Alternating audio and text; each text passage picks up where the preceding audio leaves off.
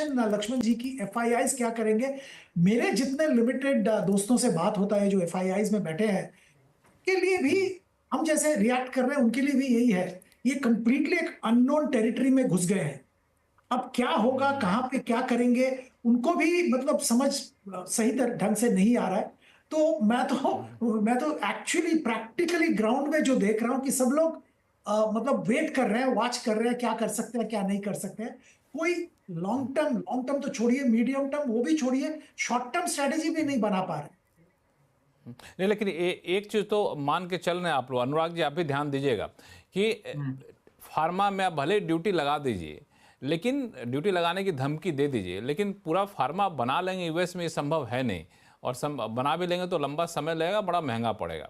आप पूरा दूसरा अप्रैल गारमेंट हो, नाइकी हो, जो एग्जांपल आपने दिया, बना तो सकते नहीं है। तो बजाय कि इस तरह के एक तरफा हथियार चलाने के, आपके पास बहुत सारे प्लेटफॉर्म होते हैं। बायलैटरल ट्रेड एग्रीमेंट करिए, एक देश से बात करिए। और यूएस तो इतनी बड़ी कंट्री है, उसकी बातों को अनसुना तो कर नहीं सकता। एक बार बोलेंगे कि आप इधर कर दिए, नहीं तो हम यहाँ ये काम करने जा रहे हैं, अपने आप सब कर लेंगे। भारत ने तो बजट में पहले ही ड्यूटी घटा दी। तो इस तरह का हथियार चला करके आप पहले अपना इतना नुकसान कर लीजिएगा, फिर कहेगा नहीं जी अब तो हम ठीक हो गया, फिर से वापस करते हैं, तो बड़ा ही गड़बड़ हो जाएगा पूरा। क्यों?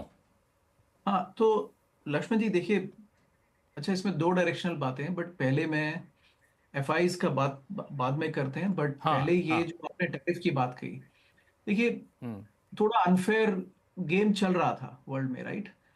अब इंडिया का ट्रेड देख लीजिए। इंडिया में नैरेटिव क्या चला रखा है लोगों ने? देखिए हमारा तो एवरेज टैरिफ 11% है, यूएस का 4% है, 6-7% का ही तो डिफरेंस है, क्या बड़ी बात है? This is a this is a false story. India auto पे, कार्स पे 110% टैरिफ लगाता है, इंपोर्टेड टैरिफ, इंपोर्टेड कार्स पे। उसको काउंट नहीं करें। बाकी सब लग्जरी आइटम्स पे 100, 150, 200% का टैरिफ है, वो आप काउंट नहीं करें, बोले देखिए हमारा टैरिफ तो 11% है। ये सब नॉनसेंस है। Reality is free trade both sided होता है, and that's where I think अब कॉन्वर्सेशन जब होगा तो वो कहेंगे कि ये 40 बिलियन का गुड्स डेफिसिट है, ठीक है छोटा है, लेकिन द पॉइंट इज 90 बिलियन के ट्रेड में, गुड्स में 40 बिलियन का डेफिसिट है इंडिया का। तो कुछ तो इंडिया रोक रहा है ना आने से।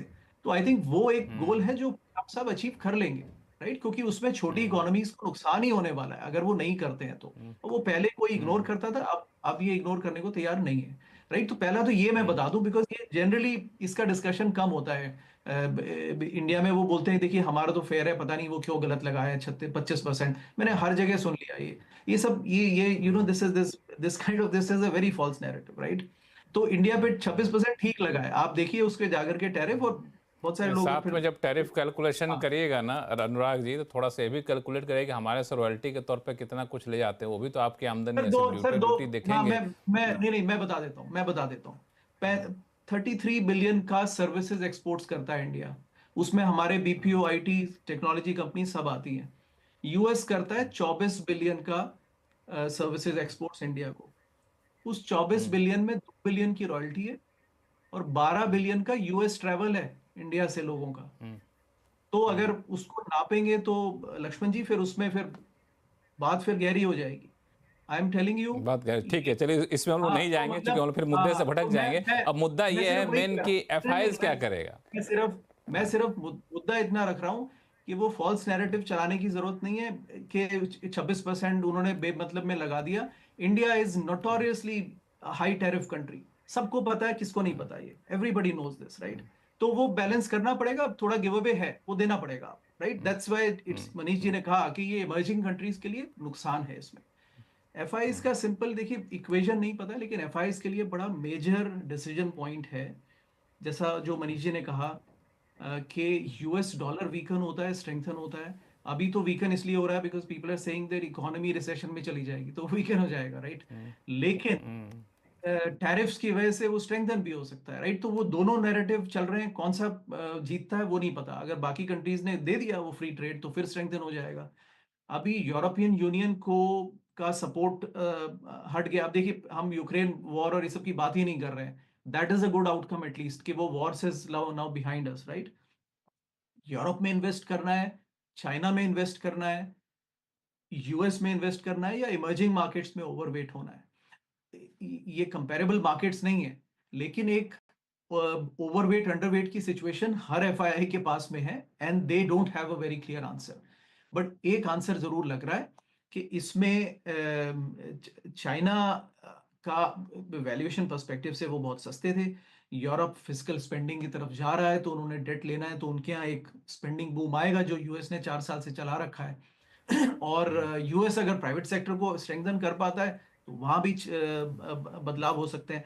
We will see who wins, but I will not bet my money on Europe. Europe 2009 नहीं। से 1% पे ग्रो कर, 1% 2009 से ऐसी इकोनॉमी पे, if somebody tells me that they will turn around the ship, ऐसा नहीं होने वाला है, मुझे नहीं लगता। Stay bullish. मैं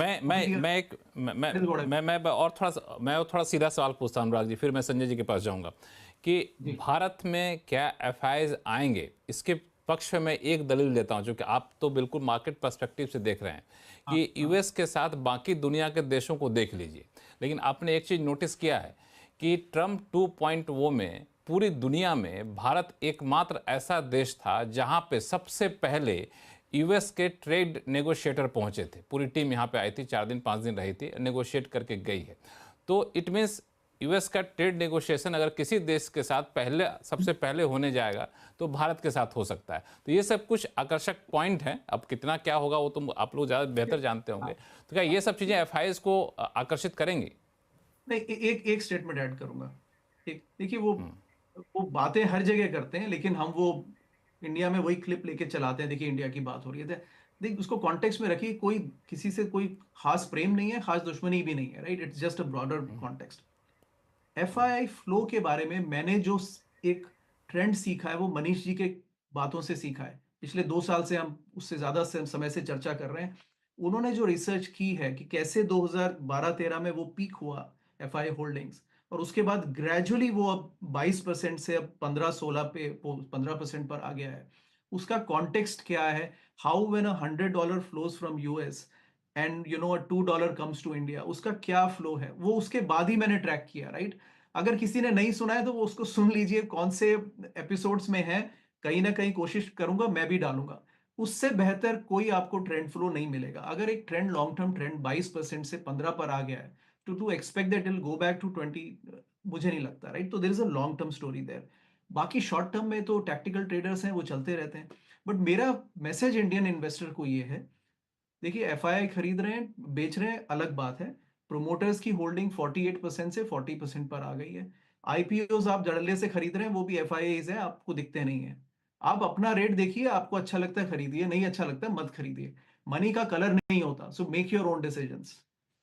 मनीष डांगे जी, आपको जोड़ेंगे? मैं नहीं, एक्चुअली क्या है सर, ये हमारे से कुछ खास मोहब्बत नहीं है, जैसा अनुराग ने बताया यूएस की। हमारी वो क्लिप हम चलाएंगे क्योंकि हम तो चलाएंगे ही ना, कि हम ही से प्यार है उनको। एक मिनट मनीष जी, मैं क्लैरिफाई कर दूं मनीष जी और अनुराग जी दोनों आदमी को कि ये क्लिप इसलिए नहीं चलाया चूंकि हमारे यहाँ है। ये फैक्चुअली करेक्ट है कि ट्रम्प 2.0 में पहला नेगोशिएटर टीम कोई पहुंचा तो इंडिया में आया था, उसके बाद बाकी देशों में गए।